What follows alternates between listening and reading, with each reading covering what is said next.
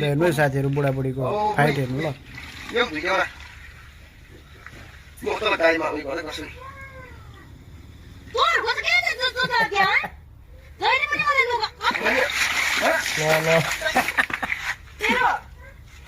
मकल के हलाइदियो त कपडा